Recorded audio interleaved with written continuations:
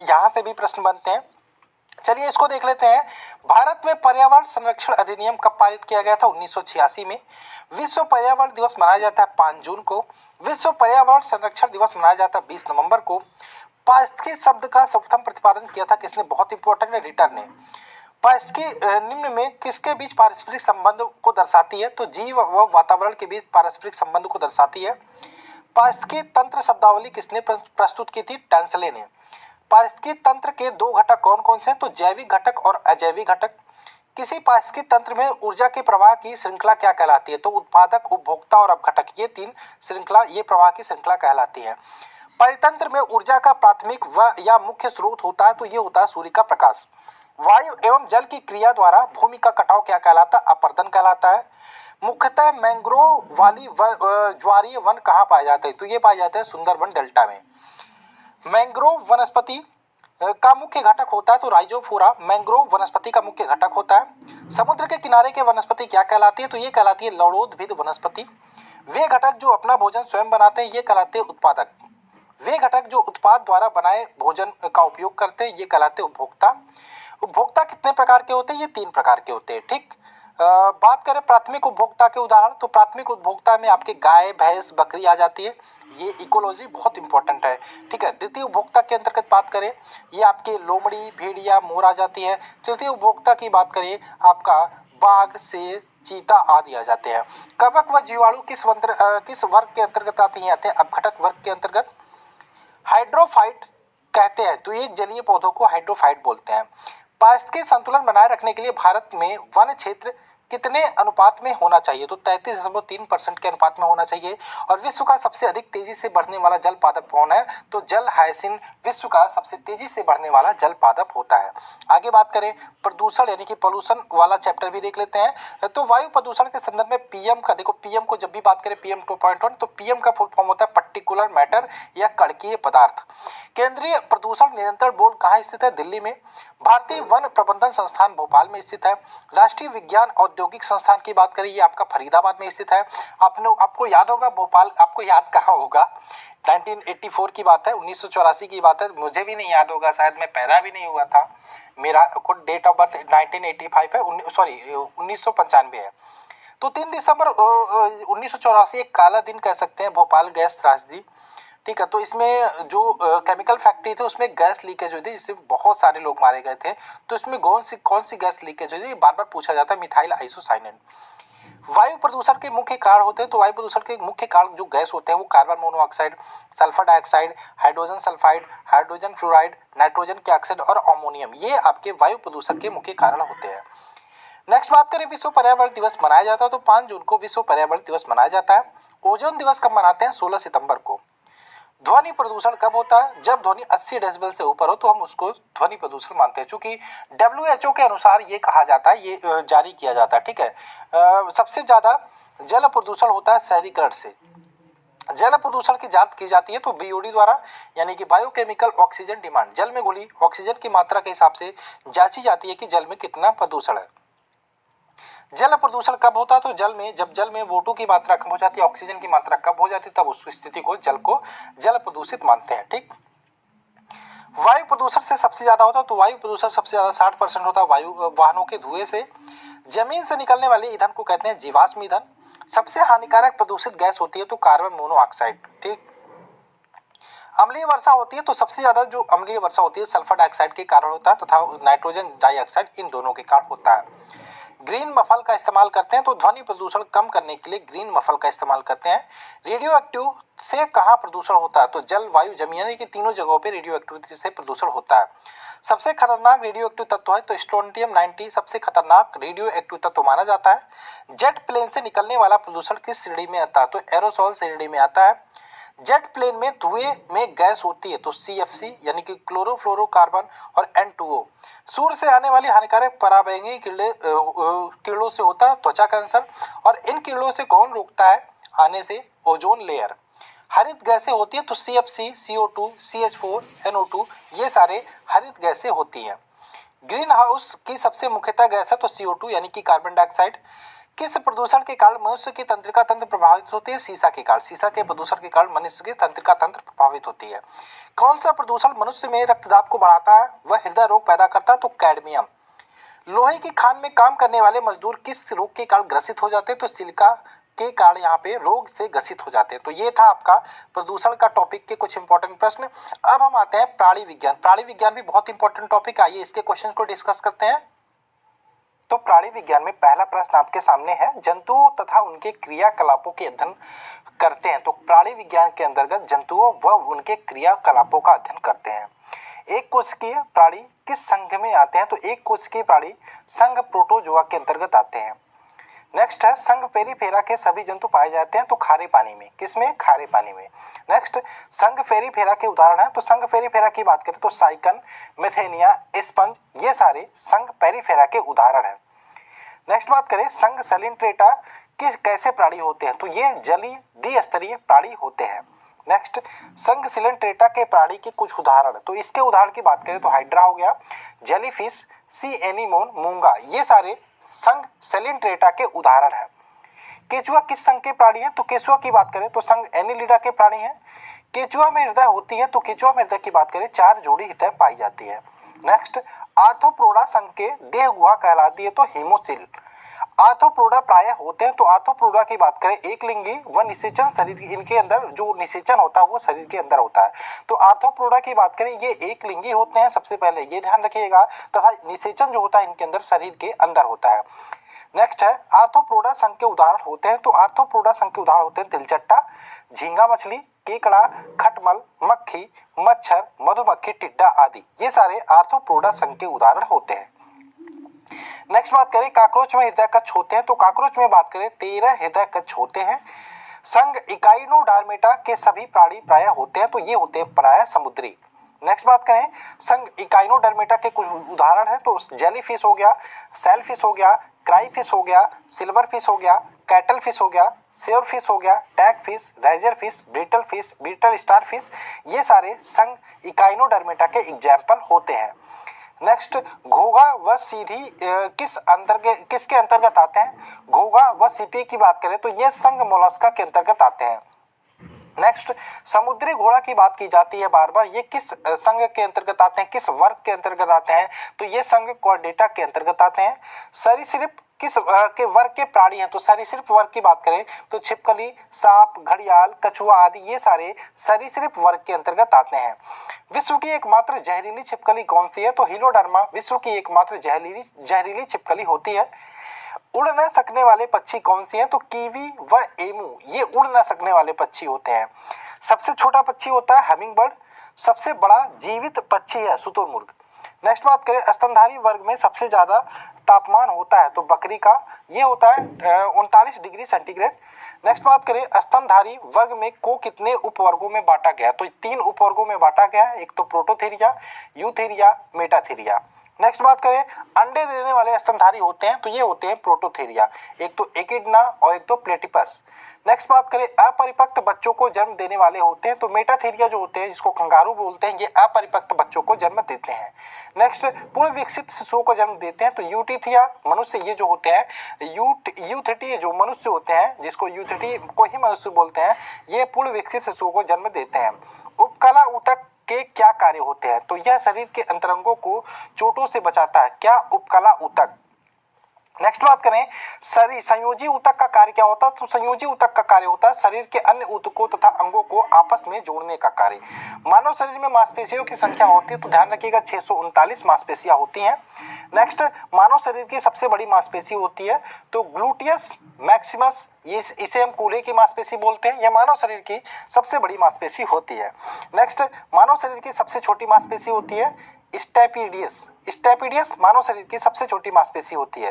Next, तंत्रिका ऊतक को किस नाम से जानते हैं? तो इसे चेतना ऊतक के नाम से भी जानते हैं। नेक्स्ट, मानव रक्त क्या है? तो एक तरल संयोजी ऊतक होता है।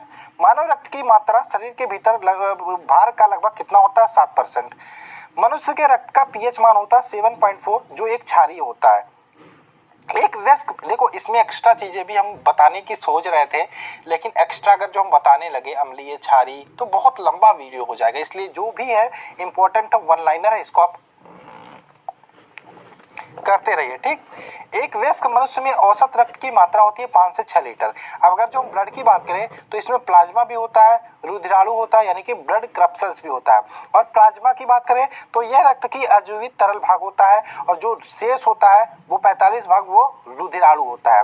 प्लाज्मा में बात करें 55% रक्त होता है और 60% प्लाज्मा ये होता है। ठीक है, और बात करें रुधिराणु के, इसके 3 भाग होते हैं। रुधिराणु में बात करें तो इसके 3 भाग होते हैं, एक तो आरबीसी जिसे लाल रक्त कणिका बोलते हैं, रेड ब्लड क्रप्सल्स बोलते हैं, एक तो श्वेत रक्त कणिका होती है जिसे व्हाइट ब्लड क्रप्सल्स बोलते हैं, एक तो रक्त बिंबाणु यानी कि प्लेटलेट्स बोलते हैं। ये 3 भाग होते हैं रुधिराणु के।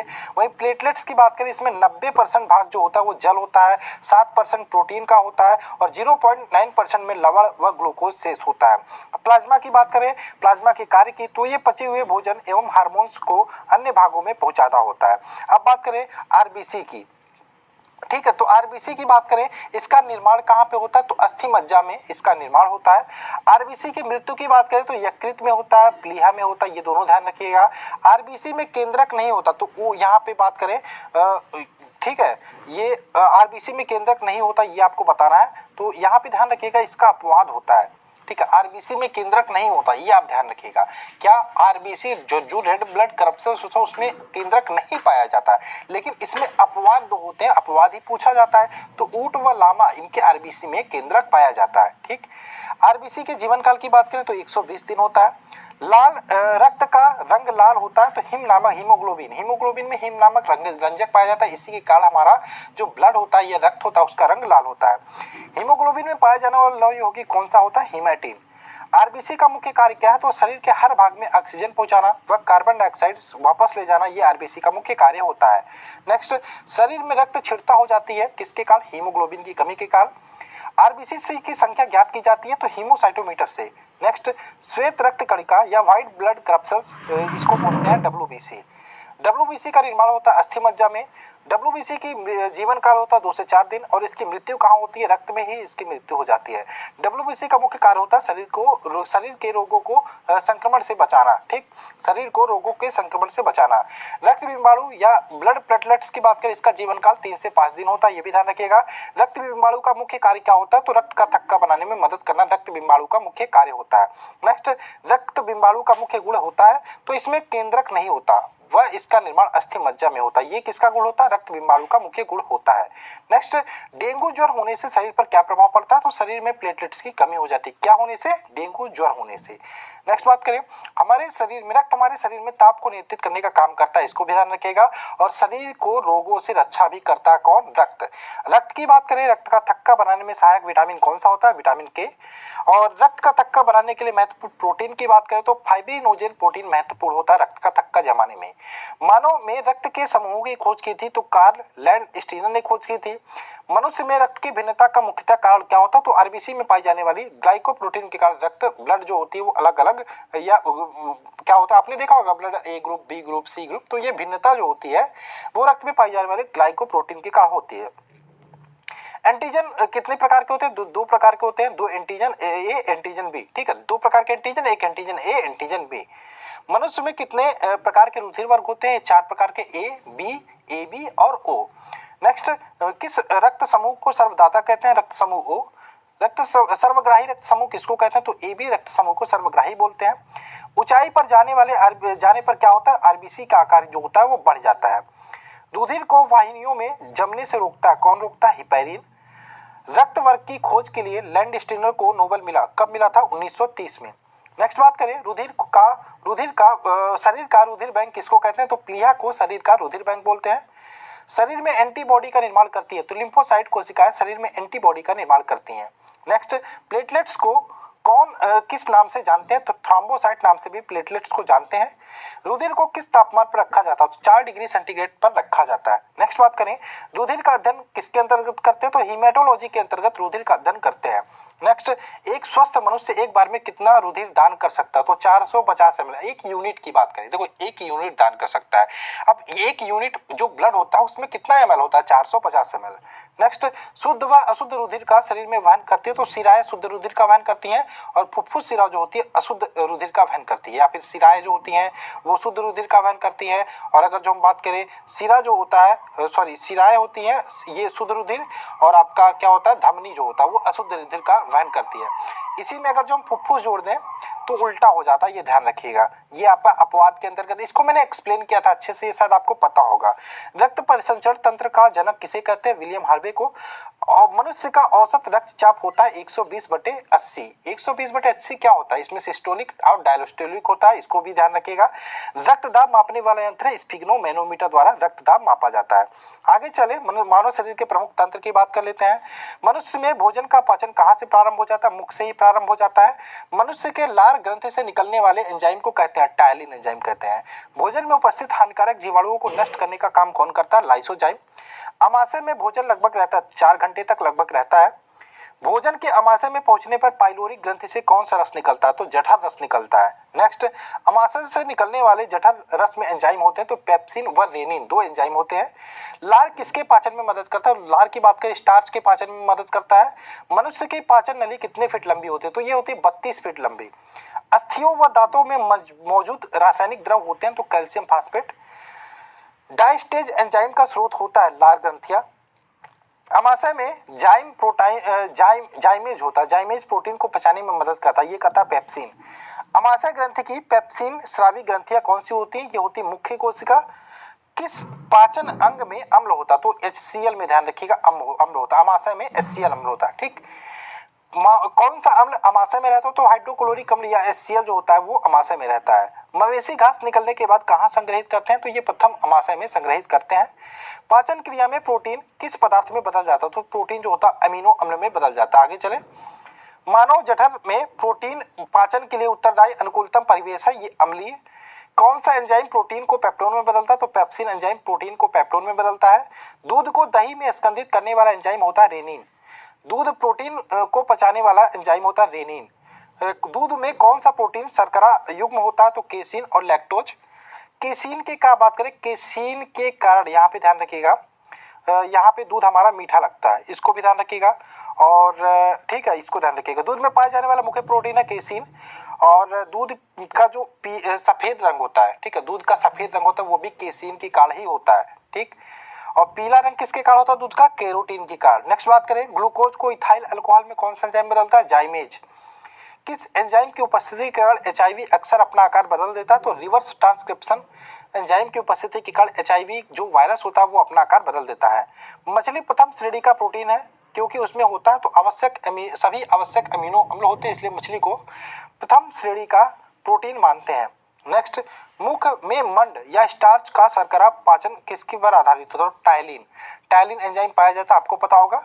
नेक्स्ट, कौन सा रेशेदार प्रोटीन है? तो केराटिन एक प्रकार का रेशेदार प्रोटीन है।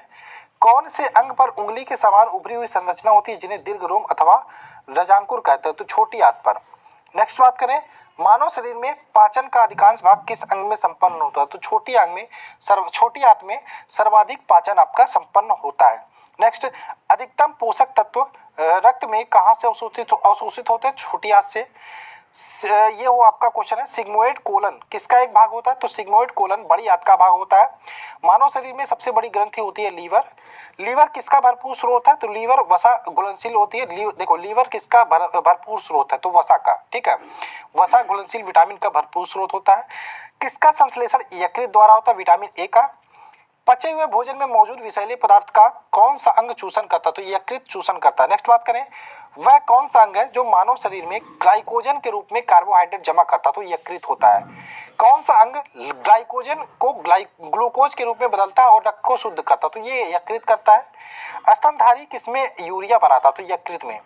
ग्लाइकोजन किस अंग में जमा होता है? यकृत में। हेपेटाइटिस मानव शरीर के किस अंग को प्रभावित करती है? यकृत को। पीलिया रोग ये तो कोई यकृत है, सारे याद कर लो। ठीक है, पीलिया रोग किस में संक्रमण होता है? पीलिया रोग से यकृत में संक्रमण होता है। पीलिया ग्रंथि में पित्त का उत्पादन होता है यकृत में। पित्त कहाँ संग्रहित होता है? तो पित्ताशय में।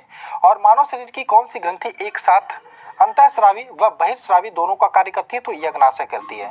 नेक्स्ट बात करें, इंसुलिन किस ग्रंथि द्वारा बनती है? तो अग्नाशय में लैंगरहंस की दीपिकाएं बनती है, वहां से इंसुलिन बनती है। नेक्स्ट बात करें, पैंक्रियाज की कोशिकाएं जो इंसुलिन उत्पादन करती है उसे क्या बोलते हैं? आइलेट्स ऑफ लैंगरहैंस या लैंगरहैंस की दीपिकाएं। इंसुलिन की खोज की थी बेटिंग तथा वेस्ट ने। इंसुलिन एक प्रकार का होता है हार्मोन्स। कौन सा हार्मोन्स? रक्त में शर्करा की मात्रा को नियंत्रित करता है, इंसुलिन करता है। निम्न में से कोशिकाओं में इंसुलिन का रिसाव, देखो यहाँ पे बात करें इंसुलिन की तो इंसुलिन अग्नाशय से स्रावित होता है, तो अग्नाशय में कहा आइलेट्स ऑफ लैंगरहैंस या लैंगरहैंस की दीपिकाओं से। अब लैंगरहैंस की दीपिकाओं में से कहाँ से पूछे तो बीटा कोशिकाओं से। कहाँ से? बीटा कोशिकाओं से। नेक्स्ट बात करें, शरीर के किस अंग की खराबी से मधुमेह होता है तो पैंक्रियाज। पैंक्रियाज मतलब अग्नाशय। नेक्स्ट बात करें, किस रंग द्रव की उपस्थिति के कारण मानव मल का रंग पीला होता तो यूरोबिलिन। नेक्स्ट बात करें, किस भाग में पाचन व श्वसन नलियां क्रॉस करती है तो ग्रसनी में। आहार में लवण का मुख्य उपयोग होता है भोजन को स्वादिष्ट बनाने में। नेक्स्ट बात करें, पशु प्रोटीन को प्रथम श्रेणी का प्रोटीन क्यों माना जाता है? क्योंकि इसमें अनिवार्य सभी एमिनो एसिड भरपूर मात्रा में होता है। नेक्स्ट बात करें, प्रोटीन एवं पेप्टोन को पॉलीपेप्टाइड व अमीनो अम्ल में परिवर्तित करता है, कौन करता है? इरिप्सिन। मंड को घुलनशील शर्करा में परिवर्तित करने का कार्य करता है एमाइलेज। वसा को ग्लिसरीन तथा फैटी एसिड में परिवर्तित करता है लाइपेज। भोजन की पाचन क्रिया कहाँ पूर्ण हो जाती है? छोटी आंत में आके भोजन की पाचन क्रिया पूर्ण हो जाती है। जीभ के ऊपरी भाग पर बने अंकुर को क्या कहते हैं? स्वाद कलिका। जीभ के अग्र भाग में किस स्वाद का ज्ञान हमें होता है? मीठे। ये तो अभी ये असत्य सिद्ध हो चुका है, वैसे ये क्वेश्चन मुझे नहीं लगता आएगा, वैसे आप ध्यान रखिएगा क्योंकि इसको साइंटिस्टों ने अलग कर दिया। क्योंकि जीभ का आप किसी भी भाग से किसी स्वाद का अनुभूति कर सकते हैं, ये तो कहने की बातें होती है। जीभ के अग्र भाग से मीठा, जीभ के पश्च भाग से कड़वा और जीभ के बगल वाले भाग से खट्टा, इसको ध्यान रखिएगा। वैसे मानव शरीर का सबसे कठोर भाग होता है दांत का इनेमल। दांतों के अध्ययन को कहते हैं किसके अंतर्गत करते हैं? ओडोंटोलॉजी के अंतर्गत दांतों का अध्ययन करते हैं। दांतों की थेरेपी कहलाती है तो रूट कैनाल ट्रीटमेंट या आरसीटी ट्रीटमेंट कहलाती है। मनुष्य में दांतों की कठोरता किसके कारण होती है तो कैल्शियम के कारण होती है। मनुष्य में दांत कितने प्रकार के होते हैं? 4 प्रकार के, कृंतक, रत्नक, अग्र चवड़लक, चवड़लक। मनुष्य का दंत सूत्र 2 1 2 3 और यहाँ पे बात करें मनुष्य में इंसाइजर दांतों की कुल संख्या होती है 8। दंत सूत्र ध्यान रखिएगा 2 1 2 3 यानी कि 2 कृंतक, 1 रत्नक, 2 अग्र चवड़लक और ये चवड़क यानी कि 3 2 5 1 7 1 2 की 3 4 5 1 6 2 8 यानी कि 8 इधर हो गया 8 इधर हो गया और नीचे आएंगे 8 इधर 8 इधर यानी कि 64 दांत हो जाते हैं। ठीक, अगर जो बात करें मनुष्य में इंसाइजर दांतों की कुल संख्या होती है 8। मनुष्य के जीवन में दांत कितने प्रकार के होते हैं तो दूधिया दांत होता है, एक अस्थायी दांत होता है। दांत के ऊपरी हिस्सों का चमकीला भाग क्या कहलाता है? इनेमल। मनुष्य के लार में होता है तो मनुष्य के लार की बात करें 1% एंजाइम होता है, 99% जल होता है।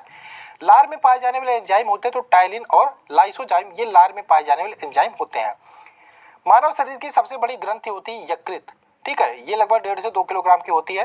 फाइब्रिनोजन नामक प्रोटीन का निर्माण होता है यकृत में। हिपैरिन नामक प्रोटीन का निर्माण कहाँ होता है? यकृत में। ठीक, पित्त क्या है? पित्त की बात करें ये पीले हरे रंग का क्षारीय द्रव होता है जिसका पीएच वैल्यू की बात करें 7.7 होता है। मानव शरीर की दूसरी सबसे बड़ी ग्रंथि होती है अग्नाशय।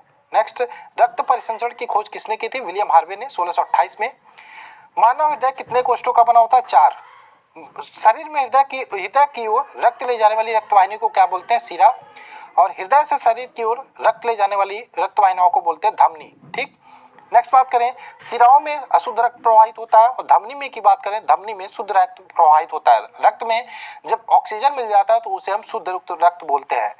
और यहीं पे बात करें अगर जो आप इस शिरा की बात करें, आपने देखा शिरा में अशुद्ध रक्त प्रवाहित होता है, अगर जो फुफ्फुस शिरा बोल दे या पल्मोनरी शिरा बोल दे तो यहाँ पे शुद्ध रक्त प्रवाहित होता है। ये आप ध्यान रखिएगा, अपवाद होता है, बहुत इंपॉर्टेंट है, वही पूछा जाता है।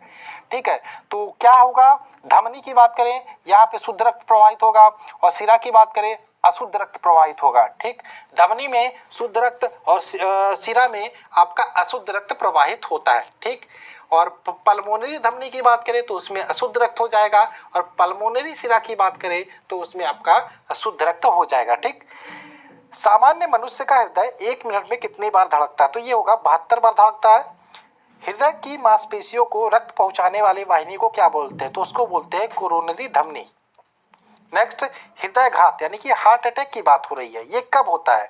जब कोरोनरी धमनी में जब रुकावट हो, यानी कि यहाँ पे जान रख लो क्या ऐसा लोग कहते हैं कि टेंशन हो गया, टेंशन से होता है लेकिन मेन रीजन क्या होता है? जो हृदय तक आपका ब्लड पहुँचता है वो उसमें रुकावट आती है। ठीक है, जब धमनी में रुकावट होती है, कोरोनरी धमनी में, तब आपका हृदयाघात, तब आप हार्ट अटैक आता है। ठीक, सामान्य मनुष्य का रक्तचाप की बात करें तो 120/80 mmHg होता है। ठीक है, तो 120 क्या होता है, सिस्टोलिक होता है, और 80 क्या होता है, डायस्टोलिक होता है। ये भी आप ध्यान रखिएगा। नेक्स्ट, हृदय की धड़कन को नियंत्रित करने वाला हार्मोन्स होता है तो थायरॉक्सिन व एड्रेनलिन, ये सारे हृदय की धड़कन को नियंत्रित करने वाले हार्मोन्स होते हैं। ठीक, एड्रेनलिन को ध्यान रखिएगा, इसको आपातकालीन हार्मोन्स भी बोलते हैं। लसिका में पाई जाने वाली कणिकाएं कहलाती है लिम्फोसाइट। नेक्स्ट, लिम्फोसाइट का कार्य क्या होता है? लिम्फोसाइट की बात करें, शरीर के जीवाणुओं को भक्षण करके शरीर को रोगों से रक्षा करना लिम्फोसाइट का कार्य होता है। मूत्र का असामान्य घटक क्या होता है? तो एल्यूमिन मूत्र का असामान्य घटक होता है। नेक्स्ट, गुर्दे की निस्पंदन की इकाई कौन सी होती है? तो नेफ्रॉन गुर्दे की निस्पंदन की इकाई होती है। आगे चले, मानव शरीर का कौन सा अंग जल के संतुलन के उत्तरदायी है? तो गुर्दा। ठीक, कौन सा है? गुर्दा। मूत्र कहाँ बनता है? तो संग्राहक वाहिकाओं में मूत्र बनता है। मूत्र का पीला रंग किसके कारण होता है? तो यूरोक्रोम की उपस्थिति के कारण मूत्र का रंग पीला होता है। मूत्र के स्रावण को बढ़ाने वाली औषधि कौन सी है? तो डाईयूरेटिक मूत्र के स्रावण को बढ़ाने वाली औषधि है। मूत्र होता है, मूत्र की बात करें अम्लीय होता है, जिसके पीएच वैल्यू 6 होती है। नेक्स्ट, वृक्क का प्रमुख कार्य क्या होता है? तो वृक्क का प्रमुख कार्य होता है रक्त के प्लाज्मा को शुद्ध करना तथा शरीर के अनावश्यक पदार्थों को मूत्र के रास्ते बाहर निकालना। नेक्स्ट बात करें, तंत्रिका तंत्र के अध्ययन को क्या बोलते हैं? न्यूरोलॉजी। नेक्स्ट, मानव शरीर में सभी अंगों के कार्यों का नियंत्रण, संचालन व समन्वय कौन करता है? तो अंतःस्रावी तंत्र व तंत्रिका तंत्र करती है। तंत्रिका तंत्र की संरचनात्मक व क्रियात्मक इकाई होती है, तो ये क्या होती है? न्यूरॉन होती है। नेक्स्ट बात करें, जन्म के बाद मानव के किस ऊतक को कोई कोशिका विभाजन नहीं करता? तो यहाँ पे तंत्रिका ऊतक को कोई कोशिका विभाजन नहीं करता। नेक्स्ट बात करें, मानव शरीर की सबसे बड़ी कोशिका होती है तंत्रिका तंत्र की कोशिका, 90 सेंटीमीटर लगभग लंबी होती है। मानव मस्तिष्क की हड्डी को यहाँ पे बात करें, मानव मस्तिष्क की, तो उसका एक ऊपरी जो आवरण होता है, जो उसके जो मस्तिष्क होता है उसकी रक्षा करता है, उसको क्या बोलते हैं? तो वही क्वेश्चन है, मानव मस्तिष्क को हड्डियों से बने जिस ढांचे में सुरक्षित रहता है उसे क्या बोलते हैं? क्रेनियल बोलते हैं। ठीक, ब्रेन की सुरक्षा के लिए ब्रेन के ऊपर कितने लेयर होती है? 3 लेयर होती है। मानव मस्तिष्क का औसत वजन की बात करें तो 1400 ग्राम होता है। ब्रेन के ऊपर पाई जाने वाली लेयर में कौन सा द्रव भरा होता है? तो ध्यान रखिएगा, जो मस्तिष्क को बाहरी आघात से सुरक्षा प्रदान करती है, तो ठीक है, सेरेबाई स्पाइनल द्रव होता है जो बाहरी आघातों से मस्तिष्क की रक्षा करती है। मानव मस्तिष्क का सबसे बड़ा भाग होता है तो सेरिब्रम। मानव मस्तिष्क में याददाश्त, स्मरण शक्ति का नियंत्रण किसके द्वारा होता है? सेरिब्रम के द्वारा होता है। मानव मस्तिष्क में भूख, प्यास व नींद का एहसास किसके द्वारा होता है? हाइपोथैलेमस के द्वारा। मानव मस्तिष्क में ठंड व गर्मी का एहसास किसके द्वारा होता है? थैलेमस के द्वारा। मानव मस्तिष्क में ताप का नियंत्रण कौन करता है? तो हाइपोथैलेमस करता है। पीयूष ग्रंथि मानव शरीर में कहाँ होता है? मस्तिष्क के आधार में। मस्तिष्क को मेरुदंड से कौन सा जोड़ता है? तो मेडुला ऑब्लांगेटा। मानव शरीर में गुस्सा व खुशी का नियंत्रण कौन करता है? हाइपोथैलेमस। शरीर का संतुलन बनाए रखने में सहायक होता है सेरिबेलम।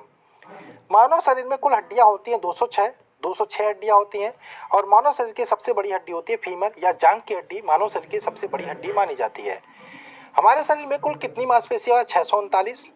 मनुष्य की खोपड़ी में कितनी अस्थियां होती हैं? तो 29। खोपड़ी की बात हो रही है, 29 अस्थियां होती हैं। शरीर मनुष्य के शरीर में पसलियों के कितने जोड़ी? तो 12 जोड़ी पसलियां होती हैं। और अगर जो हम बात करें, टीबिया नामक हड्डी पाई जाती है टांग में। टीबिया और फिबुला दोनों की बात करें टांगों में पाई जाती है। अस्थियां एवं मांसपेशियों को आपस में जोड़ता है टेंडन, बहुत इंपॉर्टेंट है। अस्थियां को मांसपेशियों से जोड़ता है टेंडन। और मानव शरीर की सबसे जोड़ी देखो, अस्थियों को मांसपेशियों से जोड़ता है टेंडन, और अगर जो पूछे अस्थियों को अस्थियों से जोड़ता है तो लिगामेंट, दोनों ध्यान रखिएगा। मानव शरीर की सबसे छोटी हड्डी होती है स्टेपिज भी बोलते हैं इसको, कड़ की हड्डी यानी कि कान की हड्डी बोलते हैं। ह्यूमरस अस्थि कहाँ पाई जाती है? तो ऊपरी भुजा में ह्यूमरस अस्थि पाई जाती है। किस जीव में पसलियों की संख्या सर्वाधिक होती है? सांप में। नेक्स्ट बात करें, नवजात शिशु में हड्डियों की संख्या होती है 300। कंकाल तंत्र के अध्ययन को क्या कहते हैं? ऑस्टियोलॉजी। आगे चलें, कॉन्ड्रियोसाइट पाए जाते हैं, तो कॉन्ड्रियोसाइट की बात करें उपास्थि में पाए जाते हैं। देखो, उपास्थि की बात करें, ये हड्डी होता है लेकिन ये लचीली हड्डी होती है, उसको उपास्थि बोलते हैं। जैसे नाक की हड्डी हो गई, कान की हड्डी, ये उपास्थियों की बनी होती है। वृद्धावस्था में मनुष्य की हड्डियां कमजोर क्यों हो जाती है? कैल्शियम की कमी के कारण। ओडोंटोलॉजी में किसका अध्ययन करते हैं? दांतों का अध्ययन करते हैं। और ऑस्टियोसाइट कहाँ पाए जाते हैं? तो बोन में ऑस्टियोसाइट पाए जाते हैं। घुटने की हड्डियों को किस नाम से जानते हैं? तो घुटने की हड्डी की बात करें इसको पटेला नाम से जानते हैं। किसमें बाह्य कंकाल नहीं होता? तो एम्फीबिया में बाह्य कंकाल नहीं होता। टिबिया नामक हड्डी कहाँ पाई जाती है? टांगों में बात करें टिबिया नामक हड्डी पाई जाती है। टूटी हड्डी को जोड़ने के लिए प्रयोग करते हैं तो प्लास्टर ऑफ पेरिस या पीओपी टूटी हड्डी को जोड़ने के लिए प्रयोग करते हैं। नेक्स्ट बात करें कंधे व कमर के जोड़ को क्या बोलते हैं? तो बॉल व सॉकेट जॉइंट बोलते हैं। मानव हड्डी का मुख्य घटक क्या होता है? तो कैल्शियम होता है मानव हड्डी का मुख्य घटक। नेक्स्ट बात करें कॉलर की हड्डी को और किस नाम से जानते हैं? तो कॉलर की हड्डी की बात करें क्लेविकल नाम से भी जानते हैं। मानव शरीर में सैंडल जोड़ों की संख्या कितनी होती है? 2 होती है। कितनी? 2। मानव शरीर की सबसे पतली हड्डी का नाम क्या है? बहिर्जनगिका। अक्षीय कंकाल में कितनी हड्डियां होती हैं? 80। शरीर की सबसे लंबी व भारी हड्डी कौन सी है? तो जांघ की हड्डी। ठीक। नेक्स्ट बात करें अस्थि को अस्थि से जोड़ने का कार्य करता है लिगामेंट। और अस्थि को यहाँ पे हमने देखा था अस्थि को अस्थि हो गया लिगामेंट। और हमने क्या पढ़ा था यहाँ पे आपको हमने बताया था ये कि अस्थि को मांसपेशियों से जोड़ता है टेंडन। ठीक है, ये दोनों ध्यान रखिएगा। आगे चलें क्वेश्चन नंबर आपका इसमें जो चलिए ठीक है बहुत सारे क्वेश्चन हमने कर लिए अभी और पूरे 1000 करेंगे कोई दिक्कत नहीं। 1000 से ज़्यादा भी हो सकता है। ठीक, हमने कहाँ थे? हम कहाँ थे? यहाँ पे थे। ठीक है, लिगामेंट था। ठीक है, अस्थियों को अस्थि से जोड़ने का कार्य करता है लिगामेंट। और मास्टर ग्रंथि के नाम से जानते हैं तो पीयूष ग्रंथि को मास्टर ग्रंथि भी बोलते हैं। फेफड़े का बाहरी आवरण बना होता है किसका बना होता है? प्लूरल झिल्ली का। कुछ जंतुओं में नीला रुधिर होता क्यों? हीमोसाइनिन के कारण। हीमोसाइनिन के कारण नीला रुधिर होता है। और नेक्स्ट क्वेश्चन है मानव शरीर का में श्वसन का सबसे महत्वपूर्ण अंग है फेफड़ा। ठीक, श्वसन का नियंत्रक मस्तिष्क के किस भाग से होता है? तो अम्लागेटा। ऑक्सीजन की कमी कहलाती है तो अनोक्सिया। अनोक्सिया को ऑक्सीजन की कमी बोलते हैं। मनुष्य में फुफ्फुसों की कुल सजीव क्षमता होती है 450 ml। श्वास नाल में भोजन के प्रवेश को रोकने के लिए द्वार की रक्षा होती है तो एपिस्लोरिया। ठीक है, सॉरी एपिस्लोरिस द्वारा। ठीक है, श्वास नाल में भोजन के प्रवेश को रोकने के लिए कौन सी द्वार रक्षा करती है? तो एपिस्लोरिस द्वार रक्षा करती है। नेक्स्ट बात करें वायवीय श्वसन की संपूर्ण प्रक्रिया किसने दी? क्रेब्स ने। स्तनियों में गैसों का विनिमय कहाँ होता है? तो एल्विलाई में स्तनियों में गैसों का विनिमय होता है। मानव की सामान्य श्वास दर होती है 16 बार प्रति मिनट। 1 मिनट में 16 बार सामान्य मानव की बात हो रही है। ऑक्सीजन का परिवहन होता है आरबीसी से। और रुधिर में CO2 का वहन किस रूप में होता है? तो सोडियम बाइकार्बोनेट के रूप में। नेक्स्ट बात करें आहार नली में श्वास नली जहां आपस में मिलती है उसे क्या बोलते हैं? ग्रसनी बोलते हैं। ठीक, नेक्स्ट है श्वसन के दौरान ली गई गैस को शरीर में कोशिकाओं तक पहुंचाने का कार्य कौन करता है? रक्त करता है। नेक्स्ट अनाक्षी श्वसन के दौरान एक ग्लूकोज के अणुओं से कितने ATP ऊर्जा प्राप्त होती है? 2। और श्वसन दर को किस यंत्र से मापा जाता है? स्पाइरोमीटर से। सिगरेट व धूम्रपान से फेफड़ों में कौन सा रोग हो जाता है? तो एम्फाइस्मा। ठीक, आगे बात करें आगे बढ़ते हैं पोषक पदार्थ के बारे में देख लेते हैं। इसके इंपॉर्टेंट क्वेश्चन है। ठीक, माफ कीजिएगा वीडियो थोड़ा लंबा हो रहा है। खैर कोई नहीं, इंपॉर्टेंट है तो लंबे से कोई मतलब नहीं। 1 घंटे 1.5 घंटे में अगर जो आप इतने क्वेश्चंस को कर ले रहे हो रिवीजन तो अच्छी बात है। वे पदार्थ जो विभिन्न प्रकार के जैविक क्रियाओं में संचालन व संपादन के लिए आवश्यक होते हैं क्या कहलाते हैं? पोषक पदार्थ। पोषक पदार्थ कितने प्रकार के होते हैं? 4 प्रकार के होते हैं। ऊर्जा उत्पादक पोषक पदार्थ क्या कहलाते हैं? तो वे पदार्थ जो ऊर्जा उत्पन्न करते हैं तथा जैसे क्वेश्चन आपका सॉरी मैं थोड़ा जल्दीबाजी में हूँ। ऊर्जा उत्पादक पोषक पदार्थ कहलाते हैं। तो ऊर्जा उत्पादक पोषक पदार्थ की बात करें वे पदार्थ जो ऊर्जा उत्पादन करते हैं। ठीक, अब कौन कौन से होते हैं? वसा, कार्बोहाइड्रेट, ये आदि एग्जाम्पल है। ठीक, नेक्स्ट है उपापचय नियंत्रक पदार्थ होते हैं। तो उपापचय नियंत्रक पदार्थ की बात करें वे पदार्थ जो शरीर में विभिन्न उपापचय क्रियाओं को नियंत्रित करते हैं जैसे विटामिन, लवण आदि, जल आदि, ये सारे उपापचय पदार्थ कहलाते हैं। ये उपापचय नियंत्रक का कार्य करते हैं। नेक्स्ट बात करें शरीर में वृद्धि व निर्माण कौन करता है? तो प्रोटीन शरीर में वृद्धि व निर्माण का कार्य करता है।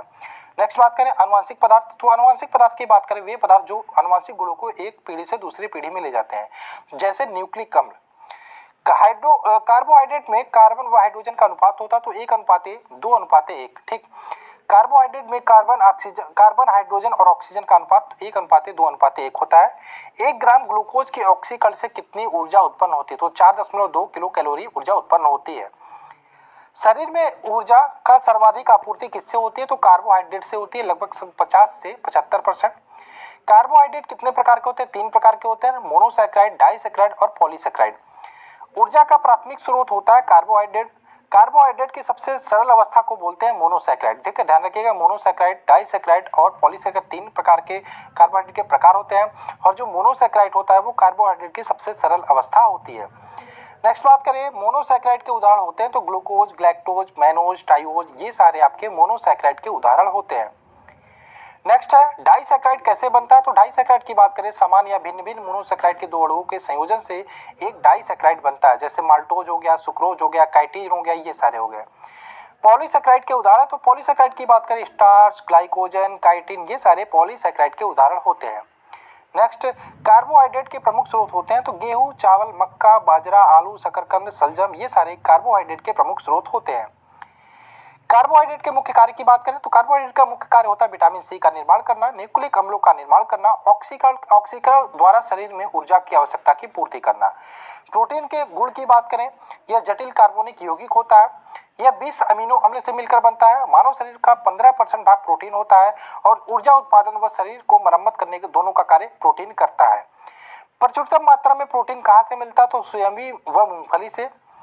मानव शरीर में कितने प्रकार के प्रोटीन की आवश्यकता होती है, तो 50% के लगभग 50 प्रकार के, और सॉरी यहाँ पे 50 नहीं होगा, 20 प्रकार के होता है। ठीक है, ये 50 टाइपिंग वाला बहुत मिस्टेक करता है। इसमें 10 आपका शरीर स्वयं बना लेता है और 10 आपको भोजन से प्राप्त होते हैं। बच्चों में प्रोटीन की कमी से कौन सा रोग होता है, क्वार्सिक्योर। प्रोटीन का महत्वपूर्ण कार्य होता है, ये कोशिका जीव द्रव्य व ऊतक निर्माण में भाग लेता है। प्रोटीन का मुख्य कार्य। वसा क्या है, यह ग्लिसरॉल एवं वसीय अम्लों का एस्टर होता है। वसा वसा कितने प्रकार का होता है, दो, एक संतृप्त और एक असंतृप्त। नेक्स्ट बात करें, असंतृप्त वसा के उदाहरण होते हैं मछली का तेल, वनस्पति का तेल आदि। नेक्स्ट, असंतृप्त वसा अम्ल के उदाहरण होते हैं, सॉरी ये असंतृप्त हो गया मछली का तेल, वनस्पति तेल। संतृप्त की बात करें, ये नारियल के तेल, ताड़ का तेल, ये हो गया। 1 ग्राम वसा में से कितनी ऊर्जा उत्पादित होती है, 9.3 किलो कैलोरी 1 ग्राम वसा से ऊर्जा उत्पादित होती है। शरीर में वसा का संश्लेषण कहाँ होता है, माइटोकांड्रिया में। वसा के मुख्य कार्य को देख लेते हैं, यह शरीर में जमा होकर शरीर के ताप को बाहर निकलने नहीं देती। वसा की कमी से त्वचा रूखी हो जाती है और वसा की अधिकता से हृदय की बीमारी व रक्तचाप बढ़ने का भी डर रहता है। विटामिन का आविष्कार किसने किया था, फंक ने 1911 में। विटामिन शरीर में क्या कार्य करती हैं, हमारे शरीर को उपापचय क्रिया को नियंत्रित करती हैं। जल में घुलनशील विटामिन बी, और वसा में घुलनशील ADE, ठीक। विटामिन की कमी से होने वाले रोग और कुछ स्रोतों के बारे में जान लेते हैं। रोग ही पूछे जाते हैं विशेषकर और रासायनिक नाम पूछे जाते हैं। तो विटामिन ए की बात करें, इसका रासायनिक नाम रेटिनॉल होता है। विटामिन ए की बात करें तो रतौंधी होता है कमी से, और जीरोप्थैल्मिया नामक रोग भी होता है। स्रोत की बात करें, दूध, अंडा, पनीर, हरी सब्जी, मछली, तेल, ये सारे विटामिन ए के प्रमुख स्रोत होते हैं। B1 की बात करें, B से 6 तक आपके 12 भी इंपॉर्टेंट है। B1, B2, B3, B6, B12, B9, ये सारे इंपॉर्टेंट है। B1 की बात करें, बेरी बेरी होता है, आप यहाँ पे स्रोत देख लीजिएगा, ठीक। B2 की बात करें, इसका रासायनिक नाम राइबोफ्लेविन होता है। B1 का ध्यान रखिएगा, थायमिन होता है, रासायनिक नाम थायमिन होता है, ठीक। B3 की बात करें तो नियासिन होता है, रासायनिक नाम पिलाग्रा, इसकी कमी से रोग होता है। और B2 की कमी से त्वचा का फटना, आंखों का लाल होना, जिह्वा का फटना, ये सारे होते हैं। देख लीजिएगा यहाँ पे स्रोत कौन कौन से होते हैं। अब B6 की बात करें, जो इंपॉर्टेंट है वो बता देते हैं। B6 का रासायनिक नाम है पाइरिडॉक्सिन, ठीक है। एनीमिया कमी से होता है, त्वचा रोग भी होता है। अब यहाँ पे अगर जो हम बात करें, B12 भी इंपॉर्टेंट है आपके लिए। B12 की बात करें, इसका रासायनिक नाम है साइनोकोबालामिन, ठीक। एनीमिया और पांडु रोग, 2 प्रकार के रोग होते हैं B12 की कमी से। मांस, कलेजी, दूध, ये सारे इसके स्रोत हैं, ठीक। आगे बात करें, विटामिन सी की एस्कॉर्बिक एसिड रासायनिक नाम होता है। स्कर्वी होता है रोग, और खट्टे फलों में पाया जाता है, नींबू, संतरा, नारंगी, ठीक है। विटामिन डी की बात करें, रासायनिक नाम कैल्सीफेरॉल होता है। रिकेटस बच्चों में होता है, सूखा रोग बोलते हैं इसको। और वयस्कों की बात करें, ऑस्टियोमेलेसियस रोग होता है। विशेषकर बात करें, मछली का तेल, दूध, अंडे में विटामिन डी पाया जाता है। सूर्य के प्रकाश में भी पाया जाता है। विटामिन ई की बात करें, टोकोफेरॉल रासायनिक नाम होता है। विटामिन के की बात करें, फिलोक्विनोन रासायनिक नाम होता है। तो विटामिन ई की बात करें, इसमें जनन शक्ति में कमी होती है, ठीक। और के की बात करें, कमी से रक्त का थक्का नहीं बनता है। विटामिन ई की बात करें, पत्ती वाली सब्जियों में पाया जाता है, दूध, मक्खन में पाया जाता है, अंकुरित गेहूं, वनस्पति तेल में पाया जाता है। के की बात करें, टमाटर, हरी सब्जी, आंतों में भी उत्पन्न होती है, ठीक। गर्भवती महिलाओं में प्रायः किसकी कमी होती है, तो गर्भवती महिलाओं की बात करें, कैल्शियम व आयरन की कमी होती है। हमारे शरीर का कितना % जल है, तो यहाँ पे देखिएगा 65 से 75% भाग जल होता है। पानी, पीने के पानी में किस विष के कारण कैरोटिसिस नामक बीमारी होती है, तो ऑर्सेनिक की कमी के कारण यहाँ पे कैरोटिसिस नामक बीमारी होती है। न्यूक्लिक अम्ल का मुख्य कार्य क्या होता है? तो आनुवंशिक गुणों को एक पीढ़ी से दूसरी पीढ़ी तक ले जाना। एक सामान्य कार्य करने वाले व्यक्ति को कितनी ऊर्जा की आवश्यकता होती है? 3000 से 3500 कैलोरी की ऊर्जा की आवश्यकता होती है। राष्ट्रीय पोषण एवं अनुसंधान संस्थान स्थित है हैदराबाद में। केंद्रीय खाद्य प्रौद्योगिकी अनुसंधान संस्थान कहाँ स्थित है? मैसूर में। केंद्रीय औषधि शोध संस्थान कहाँ स्थित है? लखनऊ में। शहद का प्रमुख घटक होता है फ्रक्टोज। कौन सा पदार्थ मानव शरीर में ईंधन का कार्य करता है? कार्बोहाइड्रेट। और दूध की मिठास किसकी उपस्थिति के कारण होती है? लैक्टोज की उपस्थिति के कारण होती है। आइए मानव रोग के बारे में डिस्कस कर लेते हैं। यहाँ से भी प्रश्न बहुत बनते हैं आपके एग्जाम में। तो पहला प्रश्न है, मलेरिया से पीड़ित व्यक्ति में प्लाज्मोडियम परजीवी की खोज किसने की थी? तो किसने की थी? लेबरन ने। मलेरिया रोग से क्या होता है? तो मलेरिया रोग से बात करें, रुधिराणु जो होते हैं वो नष्ट हो जाते हैं, वह रक्त में कमी आ जाती है। मलेरिया के उपचार में क्या दिया जाता है? तो क्लोरोक्विनोन और कुनैन और पेलोड्रिन आदि ये सारे मलेरिया के उपचार में दिए जाते हैं। कलरा व टीबी के जीवाणु की खोज किसने की थी? रॉबर्ट कोच ने। रेबीज के टीके व दूध के पॉस्चराइजेशन की खोज किसने की थी? लुई पाश्चर ने। आगे बात करें, बच्चों में डीपीटी का टीका दिया जाता है। तो डीपीटी की बात करें तो इसमें ध्यान रखिएगा, डी से होता है डिप्थीरिया, पी से होता है परटूटिस, टी से होता है टेटनस। ये भी आपको ध्यान रखना है। ऐसे क्वेश्चन आता है कि डीपीटी जो होता है, डीपीटी का टीका, उसमें पी का मतलब क्या होता है? तो पी का मतलब होता है परटूसिस, टी का मतलब क्या होता है? टेटनस, डी का मतलब होता है डिप्थीरिया।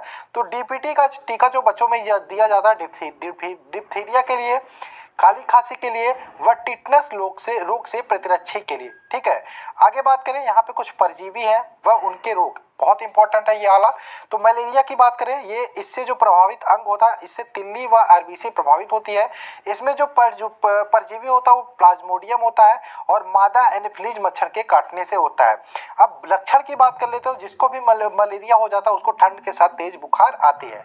पायरिया की बात करें, इससे मसूड़ों में सूजन होता है। परजीवी की बात करें तो एंट अमीबा जिंजिविलिस परजीवी के कारण होता है और इससे क्या होता है? मसूड़ों से रक्त निकलता है। सोने की बीमारी की बात करें, ट्रिप्नोसोमा परजीवी के कारण होता है, सीसी मक्खी इसका वाहक होती है और बहुत नींद के साथ बुखार आती है। पेचिस की बात करें, एंट अमीबा हिस्टोरिका परजीवी के कारण होता है और आंत प्रभावित होती है। और कालाजार की बात करें, अस्थिमज्जा प्रभावित होती है और लिस्टमैनिया डोनावानी नामक परजीवी के कारण होता है और बालू मक्खी इसकी वाहक होती है कालाजार की।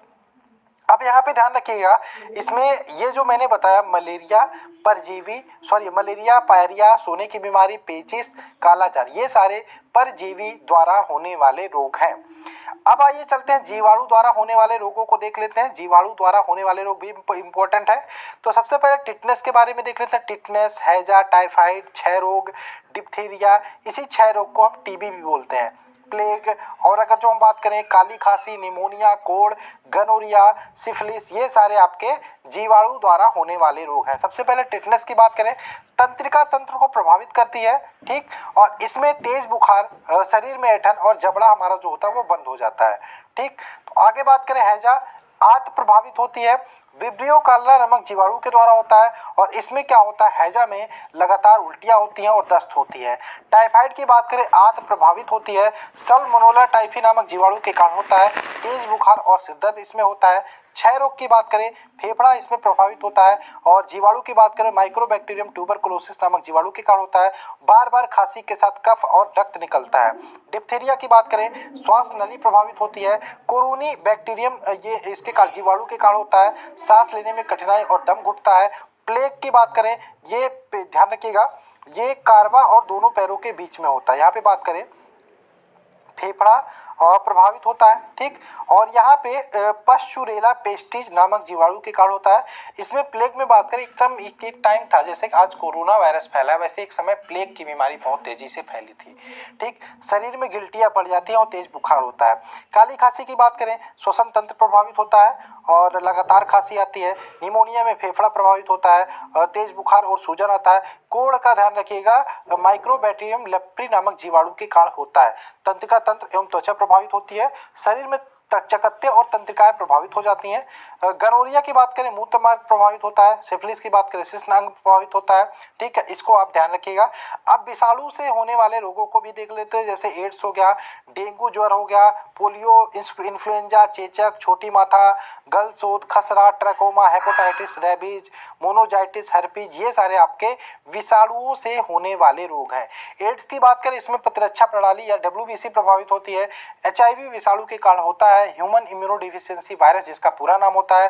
रोग प्रतिरोधक क्षमता नष्ट हो जाती है, नष्ट होने लगती है धीरे धीरे। डेंगू ज्वर की बात करें, संपूर्ण शरीर खासकर सिर, आंख और जोड़े प्रभावित होती हैं। ये अरबो वायरस द्वारा होता है। ठीक, पोलियो की बात करें, इसमें पोलियो वायरस होता है। इन्फ्लुएंजा की बात करें, मिक्सो वायरस के कारण होता है, संपूर्ण शरीर प्रभावित होता है। चेचक की बात करें, वेरियोला वायरस के कारण होता है। छोटी माता की बात करें, वेरिसेला वायरस के कारण होता है। आगे देखिए यहाँ पे रेबीज की बात करें, रैबिडो वायरस के कारण होता है। रोगी यहाँ पे पागल हो जाता है, जीभ बार बार बाहर निकालता है, जिसके हाइड्रोफोबिया बोलते हैं, कह सकते हैं पानी से डरना, वो भी आपका रेबीज के कारण ही होता है। रेबीज कुत्तों में पाया जाता है, कुत्ते के काटने से होता है। और मोनोजाइटिस की बात करें, इसमें मस्तिष्क प्रभावित होता है। हर्पीज में आपका त्वचा प्रभावित होता है। हर्पीज नामक विषाणु के कारण होता है। ये विषाणु वाला हो गया सारा। ठीक है, जो इंपॉर्टेंट था मैंने बता दिया, वैसे इंपॉर्टेंट तो सारे हैं। फफूंद द्वारा होने वाले रोगों की बात करें, फफूंद द्वारा दमा, एथलीट फुट, खाज, गंजापन, दाद, ये सारे फफूंद द्वारा होने वाले रोग हैं। मनुष्य में होने वाले आनुवंशिक बीमारियों की बात करें तो वर्णांता, haemophilia, Turner syndrome, Klinefelter syndrome, Down syndrome, ये सारे आपके आनुवंशिक रोग हैं। कीमोथेरेपी किसके उपचार में दी जाती है, तो कैंसर के उपचार में कीमोथेरेपी दी जाती है। अस्थि कैंसर किसके कारण होता है, तो रेडियो सक्रिय तत्व होता है स्ट्रोंसियम 19, इसके कारण आपका अस्थि कैंसर होता है। एलिसा टेस्ट किस रोग के जांच में होता है, एचआईवी वायरस। ठीक है, अब बात करें एचआईवी का पूरा नाम ह्यूमन इम्यूनो वायरस। एड्स का पूरे नाम की बात करें तो एक्वायर्ड इम्यूनो डिफिशियंसी सिंड्रोम होता है। एड्स रोग होता है विषाणु या वायरस से। डेंगू ज्वर किसके काटने से फैलता है, तो मादा एनोफिलीज वायरस के काटने से, मच्छर के काटने से डेंगू ज्वर होता है। पोलियो वैक्सीन की खोज किसने की थी, जोनास साल्क ने पोलियो वैक्सीन की खोज की थी। बीसीजी का पूरा नाम होता है बैसिलस कालमेट ग्यूरिन। डीबीटी का डिप्थीरिया पर्टुसिस, आपका टेटनस, आपका इसका डीपीटी का पूरा नाम होता है। आइए कुछ देख लेते हैं चिकित्सा संबंधी प्रमुख आविष्कार के बारे में। विटामिन की बात करें, खोज किसने की था, फंक ने। विटामिन डी का खोज किया था हॉपकिंस ने। विटामिन बी का ध्यान रखिएगा, मैकुलन ने खोज किया था। और बात करें होम्योपैथी की खोज हनीमैन ने की थी। प्रथम प्रखनली शिशु की बात करें तो यहाँ पे ये भी ध्यान रखिएगा, एडवर्ड स्टेप्टो ने प्रथम प्रखनली शिशु की खोज की थी। क्लोरोफॉर्म की खोज हैरिसन तथा सिम्पसन ने की थी। पोलियो वैक्सीन की खोज किसने की थी, जोनास ई साल्क ने। आरएनए की खोज जेम्स वाटसन तथा आर्थर अर्ग ने की थी। विटामिन ए की खोज किसने की थी, मैकुलन ने। सल्फा ड्रग्स की खोज डॉकमैक ने। लिंग हार्मोन्स की खोज किसने की थी, स्टेनोज ने। इलेक्ट्रोकार्डियोग्राफ की खोज किसने की थी, आइनियोन ने। चेचक के टीके की खोज एडवर्ड जेनर ने। पेनिसिलिन की खोज अलेक्जेंडर फ्लेमिंग ने। रक्त परिवर्तन, रक्त परिसंचरण तंत्र की खोज, परिसंचरण तंत्र है, कार्ल लैंडस्टीनर ने। पेचिस व प्लेग की चिकित्सा की खोज किसने की थी, कीटा जाटोज ने। आगे बात करें विटामिन बी की खोज आविष्कार मैकुलन ने। स्ट्रेप्सोमाइसिन की खोज बॉम्समैन ने। ओपन हार्ट सर्जरी की खोज किसने की थी, वाल्ट लेहन ने। एंटीजन की खोज किसने की थी, लैंडस्टीनर ने। टेरामाइसिन की खोज फिनेल ने की थी। बैक्टीरिया की खोज ल्यूमेनहॉक ने की थी। मलेरिया परजीवी व चिकित्सा की खोज इसके किसने की थी, रोनाल्ड रॉस ने। विटामिन सी की खोज होलकट ने की थी। हृदय प्रत्यारोपण सर्वप्रथम किसने किया था सक्सेसफुली, क्रिश्चियन बर्नार्ड ने। और गर्भ निरोधक गोलियों की खोज किसने की थी, पिनकस ने। इंसुलिन की खोज बैटिंग ने की थी। टीबी नामक बैक्टीरिया को खोज किसने की थी, इसकी खोज की थी रॉबर्ट कोच ने। बीसीजी के टीके की खोज यूरिन कालमेट ने। और डीएनए की खोजा था सर्वप्रथम वाटसन तथा क्रिक ने। तो दोस्तों ये थे आपके लगभग 1000 क्वेश्चंस हमने कराने की कोशिश की।